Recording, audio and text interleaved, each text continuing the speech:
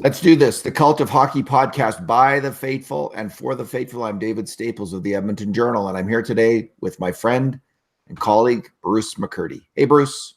Hey, David. How are you doing today? Good. Yeah, I got some shopping I have to do. I have 4 teenage boys in the basement playing poker. Wow. So I'm going to have to leave the house, desert the house to these 4 loudmouth kids. Are all your kids teenagers? Well, these are my son and 4 of his, okay. 3 of his friends. I was going to say, I thought you had a couple older kids by now. But... I do. I gotta, yeah. Okay, no, okay. I got them of every age, size, whatever.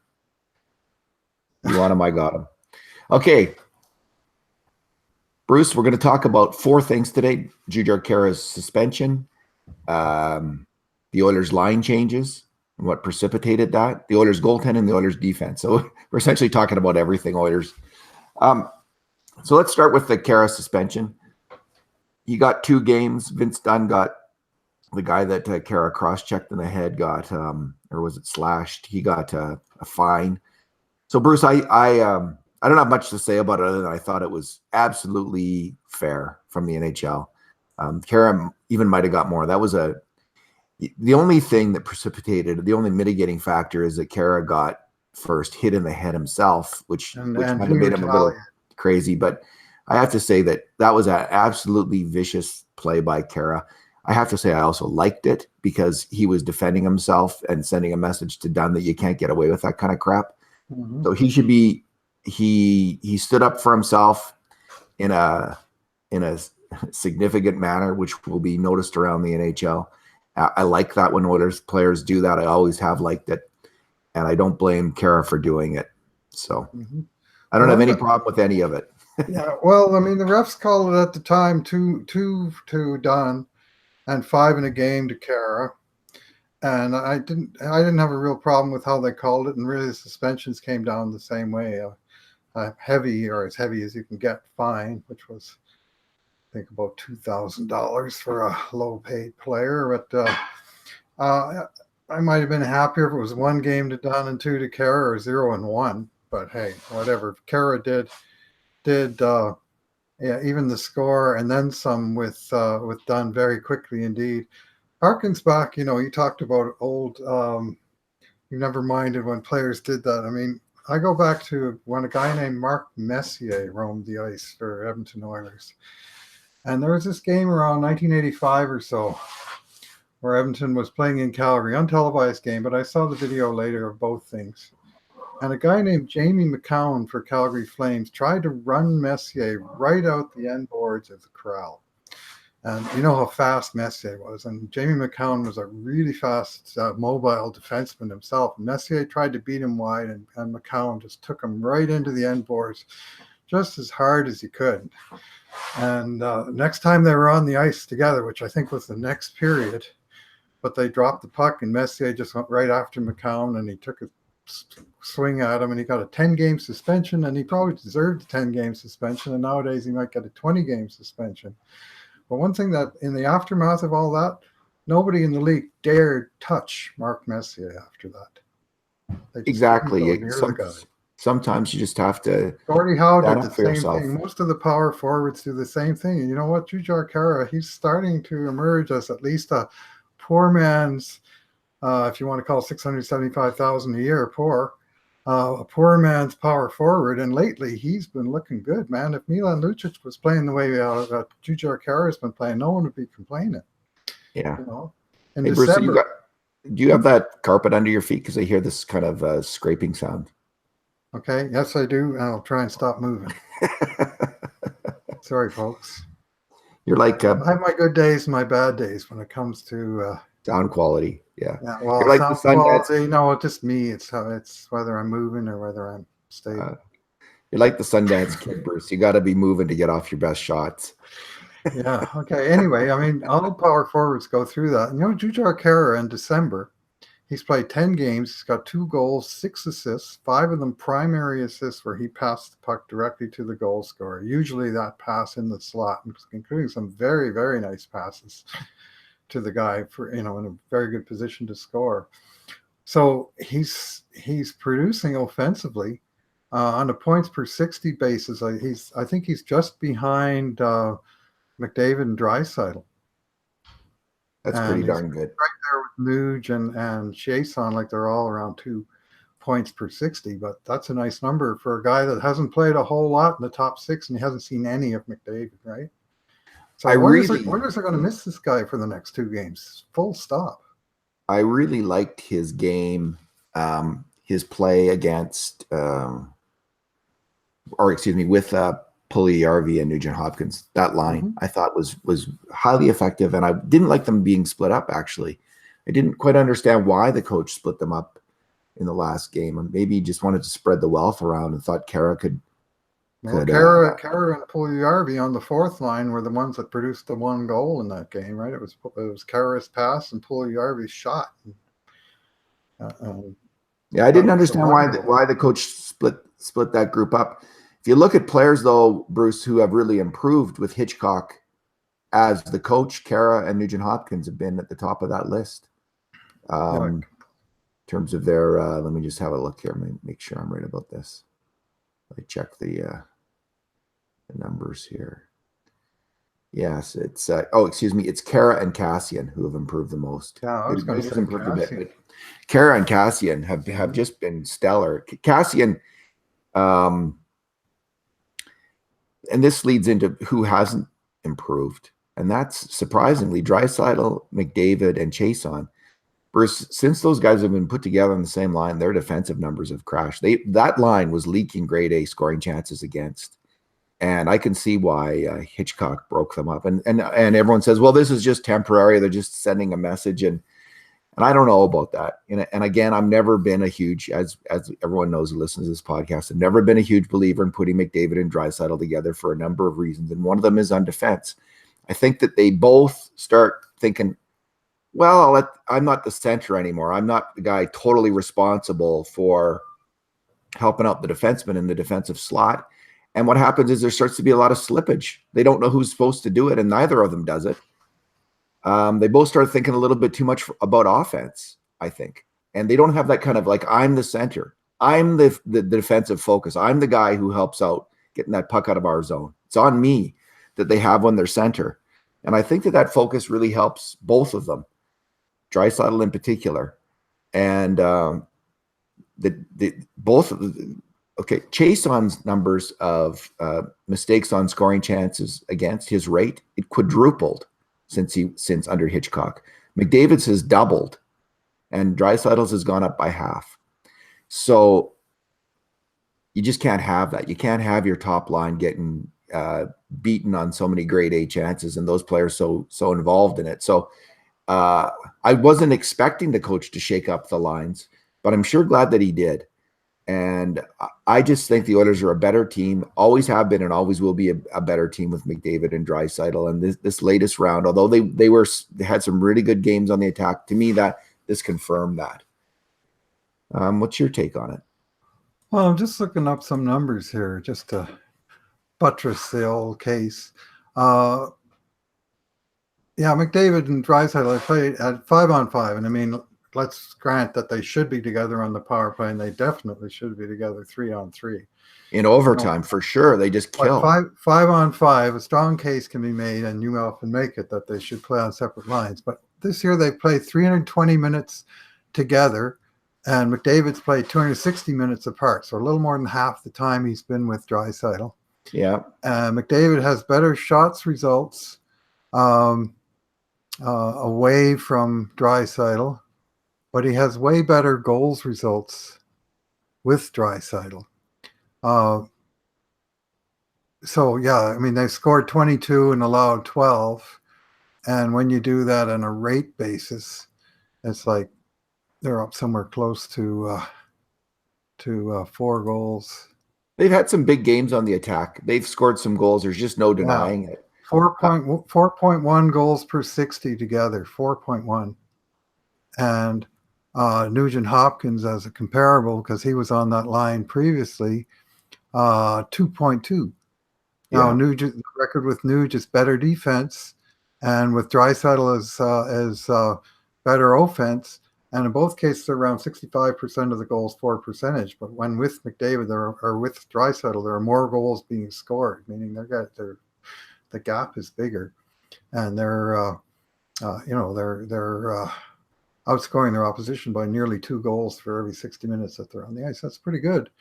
But the question is, do you want to have 2 lines, or do you really want to roll your 2 top offensive players in one? And that is the ongoing eternal question. I'm just saying the stats behind it say that Leon and Connor together have done pretty well. Last year, it was not the case. They didn't score more when they were together. I would say they've had some big offensive games, and they've generally looked good on the attack. And I'm not denying that. I just think defensively they haven't been good, and they're getting worse. And it was time for a change. Now, the change that was made is I really like the second line. You have Reeder, Draisaitl, and Chiasson. They were together earlier this year. I like that line together. I think that all they're complementary players. Reeder, he's so dogged, and he adds some speed to that group, whereas Chiasson and Draisaitl move at the same speed. Chiasson in particular was struggling on the top line. And actually, I didn't hate Draisaitl and McDavid on the top line together this time around, Bruce. That wasn't actually what I was pinpointing as a problem. My issue was more with Chiasson not being able to keep up with those two and really starting to drag and not helping that line at all. I would have been okay, for instance, if they had put Puljujarvi with Draisaitl and McDavid. That might have been the added speed, or Reeder. I just don't think Chiasson was working. But Chiasson does work with Draisaitl. They move at the same speed. They had success before, and I'm good with that line. The top line, I think, is really interesting because might just be my imagination as a Jesse Puljujarvi fan and booster. But I don't see McDavid and NugentHopkins liking to pass the puck to that guy. And I just wonder how that's going to work. So I think Puljujarvi's just going to have to, and I think Hitch is good at this in terms of giving a player a doable assignment.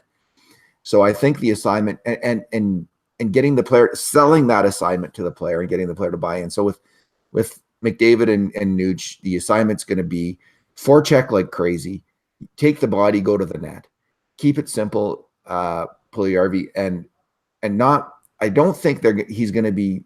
If the idea is for Puljujarvi to be setting up for a shot and hoping to be set up by these two players, unless Hitchcock is selling that to McDavid and NugentHopkins big time to look for that, it ain't going to happen because they don't like passing Puljujarvi the puck. Well, maybe they'll like it better passing it to him if he's in better position. I mean, there's aspects of the game that he's still learning, and I think positioning's been a big part of the issue with that guy. So it's maybe not just a matter of they don't like passing to him, but they like passing to the open guy. And if it's Alex Chiasson in front, they'll pass to him. But if the guy isn't in front, they probably aren't going to pass to him. But here's the thing: when I see Puljujarvi open and he doesn't get the pass, well, that's why I'm making this comment, not for any other reason. That's something to watch for. I do know in a different situation recently, but one that very nearly cost the Oilers 2 points. And we talked about this after that game at the time against Dallas, when NugentHopkins and Puljujarvi broke out of the Edmonton zone with like 10 seconds to go in a 0-0 regulation tie. And NugentHopkins passed the puck to Puljujarvi, and he passed it back to Nuge. And the second time Nuge passed to Puljujarvi, it went under his stick and back into Edmonton's zone, and Jamie Benn wound up having a perfect chance to win the game with 1 second left. And you do that to a veteran player like Nuge, he's going to think twice about making that pass. I'm sorry. I think Nuge missed that pass. I went right under Puljujarvi's stick, and I mean, there are plays that you got to make. You got to prove yourself as a reliable line mate, and that's where Puljujarvi has to make hay and show that he's made progress from when he's played with these guys before. Sure, he's a like. I'm obviously a big fan, and maybe I see him with rose-colored glasses. But it's interesting. Like I heard Ryan Rishaga on TSN the other day talking about. This was the morning before the line changes when Puljujarvi was promoted, and Rishaga was saying ominously, "There's big questions, big and growing questions around Puljujarvi." Yeah, I mean, it's fascinating, kind of the divergent views on the player. He's and the new Alex Hemsky, Dave. The people who are around McClellan and closest to McClellan aren't big fans. Like, and this is mainly all the mainstream media reporters aren't big fans of Puljujarvi, I've noticed. And I don't think the coach was at all. And it's interesting to see what's going to happen with Hitchcock. How long can Puljujarvi, will he continue to trend up? And will the coach continue to, because he hasn't actually gotten more playing time under Hitchcock. He's gotten a little less per game. And his results aren't any better under Hitchcock so far, really. They're very similar. But I would say, as you know, visually, as McTavish might put it, that Puljujarvi is now trending up. He's playing better. He's playing more confidently. He's looking better under Hitchcock. So we'll see if this can continue. I just don't know. I really liked him with Kara and NugentHopkins, and I think that was the way to go. I just think maybe the optimum change would have put Reeder with McDavid and Draisaitl, or I'm not a big fan of Caggiula anymore, but that's what I might have done. Okay, I'll cite you one more example. And again, this isn't passing the puck in the offensive zone, but it is passing the puck to the player. This was in Winnipeg. The game the Oilers ultimately lost 5-4 in overtime, where they got outshot 17-2 in the third period, remember? And it was like 1 minute to go in regulation, and Puljujarvi was on the ice. And you got to give Hitchcock credit. He had Puljujarvi out in the last minute against Dallas, against Calgary with a 1-0 lead, in Winnipeg in a 4-4 tie. Anyway, in this case, somebody rang a pass. One of the D-men rang a pass around the boards, and Puljujarvi went to the boards, but he faded out towards the blue line to get as far away from the passer as he could. And Dustin Byfuglien just cut right in between Puljujarvi and picked the puck off the boards and closed into the top of the face-off circle. And the guy that should have been covering him was on the wrong side of the puck. That was Puljujarvi. I agree on that play, Bruce. Completely agree. And they got to train it out of him, because I mean that can cost you standings points if you do it at the wrong time in the game. I mean, we're talking about Dustin Byfuglien in one case, Jamie Benn in another. Those are not the kind of guys you want to get burned by in the last minute of a tie game.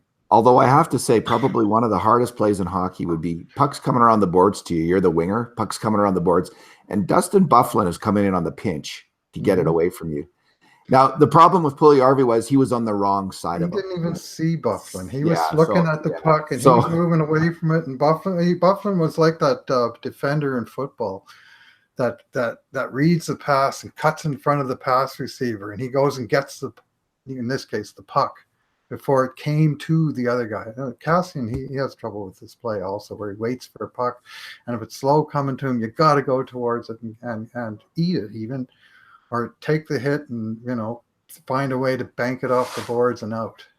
But Lucchese has trouble with that. Lucchese often gets the puck and then shoots it into the middle of the ice for a turnover. Cassian's gotten better at it, I think, that particular play. I think it's a really hard play. Better under Hitchcock. I've had those plays like that was driving me nuts in the first part of the year with Cassian. I've noticed like his whole game seems to have picked up. He's got his head into it, it seems like to me, more than he sometimes does. Anyway, that would be fantastic with that McDavid line now has a lot of speed, Bruce. Like all those guys can fly. And all those guys can pass and make plays. And if that line clicks, that could be something really special. I mean, this could be the line for the Oilers, right? Like maybe we're going to see it come together here. Maybe Puljujarvi's ready and they're all ready, and this is going to be it. And then the second line I like a lot. Again, so then you go to the bottom two lines, and what do we got there? We got Brodziak, Lucchese, and Caggiula. No way. Brodziak, Cassian, and Caggiula. Lucchese is on the fourth line. Brodziak, Cassian, and Caggiula. Okay, I don't mind it. I don't mind that. I think that is with Spooner and probably Ratty, maybe Zikov, and of course Kara is out. I remain a Ty Ratty fan. I would have him ahead of. But Lucchese has got. I think it didn't. Jonathan Willis read a story at The Athletic about him. He should not be an everyday player. This is a fair and accurate comment about Milan Lucic. He should be press box now and then. He should be part of that rotation and should be in. I would say like 2 out of 3 games now. He should be playing about 7 or 8 minutes, even 4th line minutes at this point. You just can't have a player who can't score, who can't make offensive plays, taking up a lot of ice time in the NHL today. And that's Milan Lucic. And these are the facts of life for him. Yeah, it's really sad and shocking how quickly he lost it. Like, I mean, he was a very productive player for a decade.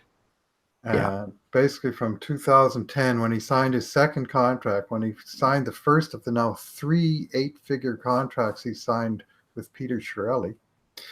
But since that was at the end of his ELC, he was just really coming into his own. And since then, he's been like 20 goals, 30 assists, 50 points as a sort of regular per 82 games, which means per season, because the guy never gets hurt. Like, he's substantially almost indestructible as a durable player. I really like his hitting, obviously. I mean, he I still like hits his like hitting. crazy. And I think he's a good fourth liner because he hits like crazy. I don't I'd mind. have I don't mind him in the lineup. I'm not sure I agree that I mean, maybe if you get in a situation where you're 3 and 4 nights, you know, or against a really fast team like Tampa Bay, maybe you think, hey, is well, this the right? Do we really need Lucchese against Tampa Bay? Maybe it's better to go with the faster players and see how that works. So yeah, Cassian, I don't mind. So we have Cassian and Brodziak, and who's the winger on that third line? Kajula, Okay, Drake Kajula. that works as long as Kajula's hitting and playing defense and not doing flybys. Talk about like you are criticizing Puljujärvi for that play, Bruce, and yes, that was a stinker play from Jesse Puljujärvi. But he usually doesn't do that. As you know, who usually does is Kajula. Like he's the king of the flybys, as far as I'm concerned right now. I can't see it anymore. I don't want to see it again. I just Can't, checked the can't watch scoring that. chances for that Winnipeg game, which is why it's fresh on my mind. And the 4-4 goal by Winnipeg, Kajula must have made 5 mistakes on that sequence, at least one in each of the 3 zones uh, with the puck, and then a couple without the puck. It was just a horrible sequence of events, and it ended up in the game-tying goal in the third period. I mean, he has his uses. Like, there's things about him. He's quite tenacious on his good nights, and he gets in there. He goes where angels fear to tread. You got to give him credit for that. Mm-hmm. He's got guts, and he can score a little bit, but he does have his deficiencies. And one of them, to my eye, is that for all that he's got this reputation of being fast, I don't think he's that fast. Like, he moves his legs fast, so he's kind of the opposite of Draisaitl, where people say, "Oh, he's big and slow." Well, no, he's big and fast. He just moves his legs. It takes him fewer strides to get the distance. And whereas Kajula is one of these guys, and his individual strides don't take him all that far. At least that's how I see it, especially on the back check. So, Bruce, my most recent post is on the Oilers goalies, and it's about what happens when the Oilers goalie lets in a bad goal. And they've only done it 17 times this year. And by a bad goal, I mean any goal that's not a grade A scoring chance. To me, that's a bad goal. They got a goalie, any shot from outside the inner slot. If you're going to be an NHL goalie, you got to make that save. And if you don't, that's trouble. So the Oilers, Koskinen has let in 7 shots that I've classified as bad goals, and Talbot has let in 10 so far this year. Now, in those games, Bruce, where the Oilers have let in more bad goals than the opposition goalies, the Oilers have 4 wins and 7 losses. Mm-hmm. And when the Oilers have had games where the opposition goalie has let in bad goals, they've won 3 and the opposition has, and the Oilers have lost 1. So it's just really clear that if you, in a game where you let in when the goalie lets in more bad goals than the opposition,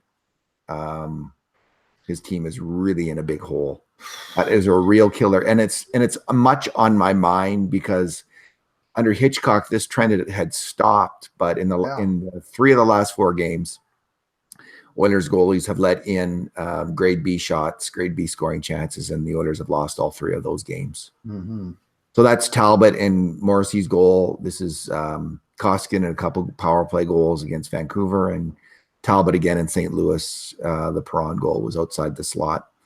It was a great shot by Perron, but again, it's not a one-timer. He's coming down the wing. Talbot has a beat on him. He can watch it all the way, and that puck got in there. So, well, the thing about it is, if you're measuring this kind of thing, I mean, you could take any defenseman or forward, no matter how good they are, and you would find that occasionally they make mistakes. They get beat, right? Yes. Same thing happens with goalies. Once in a while, he gets beat, whether it's a seeing eye shot, or whether it's, like that one Perron, the reverse angle of that one. Man, he couldn't have put that puck in a better place if he shot it 1,000 times. So he just made that 1 or 2% shot from outside that you expect the goalie to stop all the time. And in reality, they stop it most of the time, but not quite all the time. Yeah, they stop at about 93% of the time, according to what I've seen over the years. Yeah. So that's a pretty high save percentage on those grade B shots. I'm guessing Koskinen would have stopped that particular shot just because of his profile. He might have, although, I mean, he let in Besser's shot in Vancouver, and that kind of went through him, though. And he let in Peterson's shot, power play shot, where he went over his shoulder, actually, from a very similar spot. Right from the dot, wasn't it? Yeah, very similar spot that Perron shot from, and he beat. I mean, Koskinen was there. That wasn't a one-timer. Pettersson got the puck and kind of waited a few seconds before he shot. So, anyway, this is what can you say about it? It's just like you got to make those saves. Goaltending is such a huge part of the game, and if you don't make them, you're going to lose. Goaltending and coaching are intertwined like that. If you look at the record earlier this year, Talbot was playing fine, and Edmonton played their way out of trouble. And then between games 11 and 20, Talbot was terrible. He was 0-5, and he had like an .850 save percentage. And coach got fired. And then they brought in the new guy, and right away, like Koskinen starts, 970 on home ice. Well, I guess you're going to have a winning streak on home ice if your goalie's stopping 97% of the shots. And then finally, now they've had a couple of games where the goalies are a little more human again. And look at what happens, right? 3 and 4 goals against and losses and overtime losses on the standings. I don't buy that the Oilers have actually played better under Hitchcock, Bruce. I buy that the goalies have played better and under Hitchcock. And you could say, well, he's gone with Koskinen more. Like, he was smart enough to go with Koskinen more. But that trend had already started under McLellan. He had learned his lesson and was starting to go with. Now, you could say McLellan should have gone earlier and faster with Koskinen. I think that's a fair criticism. You can say that McLellan never handled the goalies right. That he always went with the starting goalie too much and overplayed his starting goalie, wore him down, and that was a big reason for Talbot's game falling apart. I think that's also a fair comment that Hitchcock, he seems to be much more aware of the need to have 2 goalies going. He said he's learned some painful lessons himself about this, though. So maybe this was a painful lesson that McLellan was in the process of learning about being a West, about the need to alternate goalies. But it's not clear to me that the Oilers themselves have played a whole lot better with Hitchcock as coach. It's just clear that the goalies have been a few guys. Really we identified earlier that Kara, Cassian are playing better. I'd make the case Koskinen and also Chiasson both just got pumped up in ice time after Hitchcock took over. Like Koskinen's percentage of starts went up, and Chiasson's ice time went up. He was up over 20 minutes there some nights, and he's been riding the hot stick, and he kept scoring there for quite a while. I don't know if it stopped yet or when it's going to stop, but he's been making the most of it, and so was Hitchcock, driving him out there, giving him plenty of opportunity. So a lot of players are playing worse, Bruce. Like the defense, like Larson's game has fallen apart. Clefbaum was leaking a lot more grade A chances against the top pairing. Nurse, a lot of these guys, Nurse has been about the same, but Larson and Clefbaum, man, they just started to leak chances against. And it might be Larson missed practice. Maybe he's been hurt.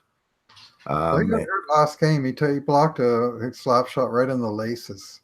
Oh, yeah, that Tarasenko shot. And they said yesterday, Hitchcock said he missed yesterday's practice, and Hitchcock said he expected him out today and to play tomorrow, and he was out today practicing.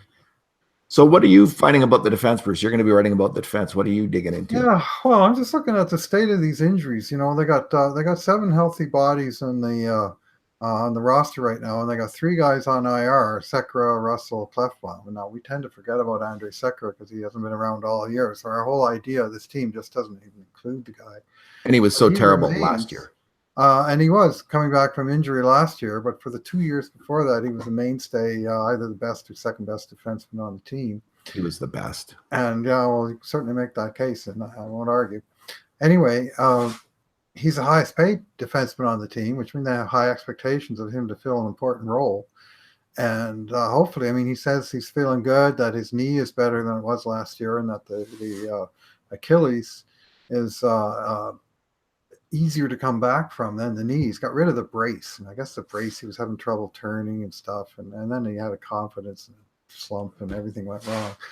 So hopefully, but I mean, they've missed him the entire year to this point. Here we are at game 35, and now Chris Russell is out. Of course, he's missed 4 games. He's the Oilers' career leader, 750 games played, $4 million defenseman. Oscar Klefbom is a huge loss. He's the Oilers' time on ice minutes leader this year. He's played just under 300 career games, 4.17 million.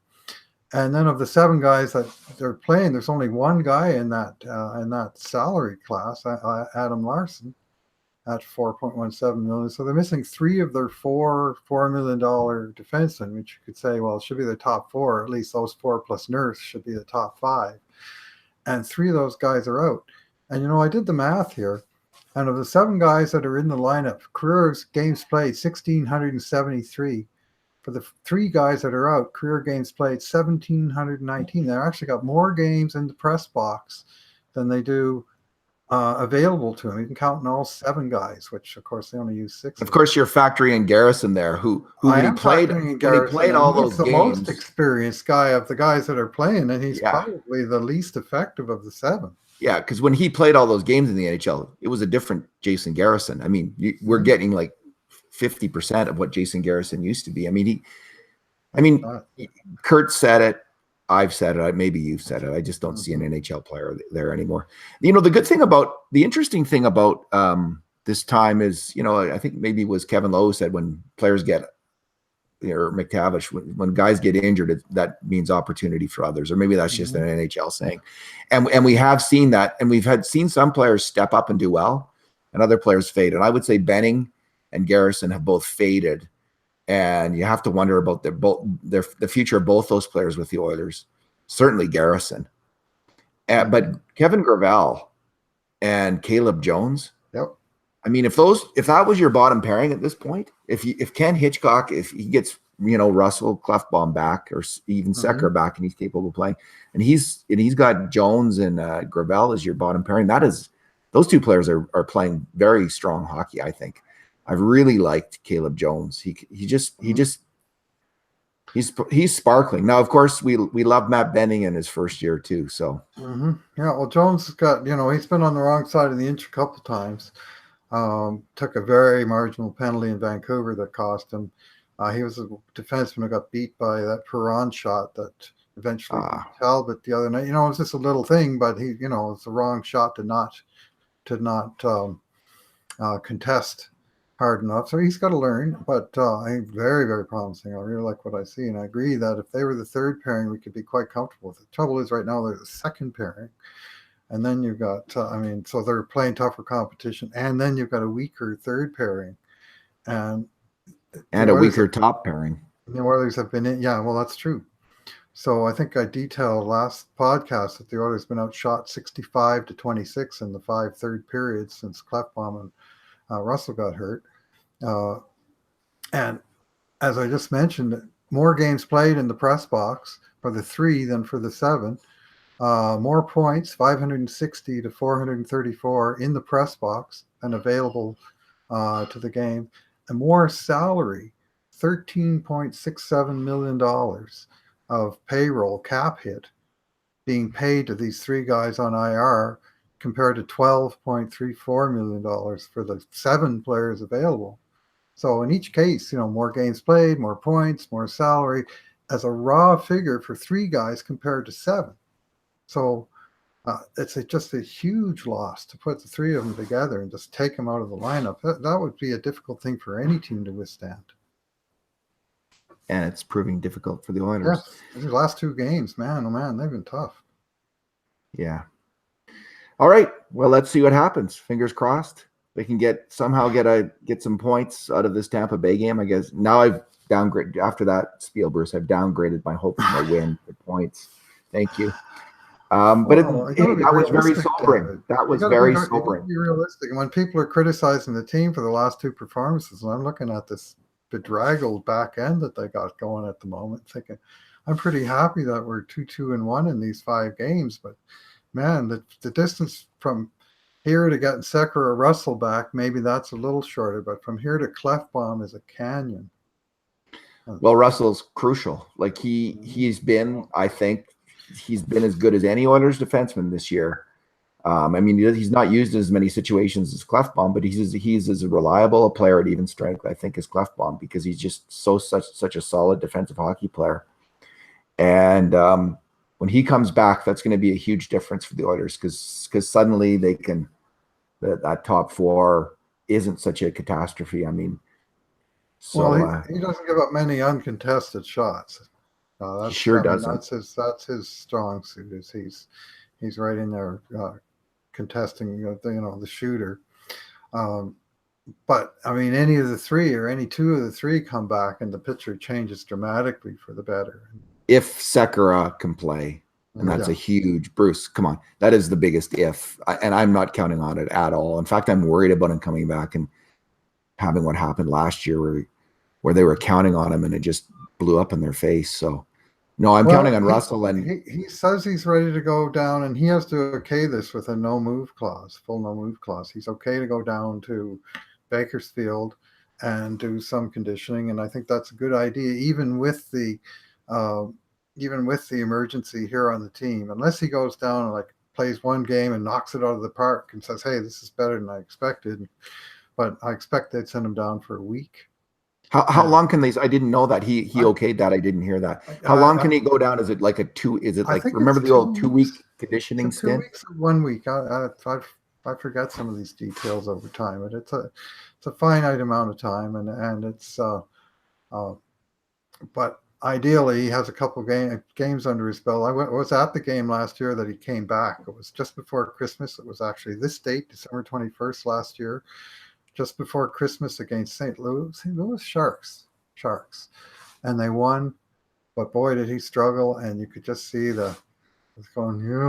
Could be. But he never got it together ever at any point last year. But it was, like I said earlier, the brace, and he also had some really bad luck. Like I think he got hit in the head twice with pucks, and he got hurt, knocked out of the lineup. He got coach's decision. It just all went wrong for him. And I'm actually hoping, man, maybe this is just wishful thinking, but that the recovery from this injury has given him space to recover from the knee injury, which is the more serious long-term injury to a player. So let's hope. That is a very optimistic take, Bruce, and I appreciate it.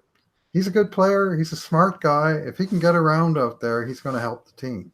If he can't skate, then nobody can help the team. Hey, if he can be 90% of the old Andre Sekera, that's that's a top 4 NHL defenseman. That's an okay player. But if he is like last year, he was 30% or 50% of what. Last year he went from a good top 4 defenseman to a bad bottom 2 defenseman. I think he went from a good top pairing defenseman. You can make that case to a bad bottom pairing defenseman. All right, Bruce, let's leave it there. We're going to come back and we'll have a game tomorrow night to talk about. Thanks for talking. All right. Compliments of the season, everyone. Thanks for listening. And in the meantime, and in between times, this has been another edition of the Cult of Hockey podcast.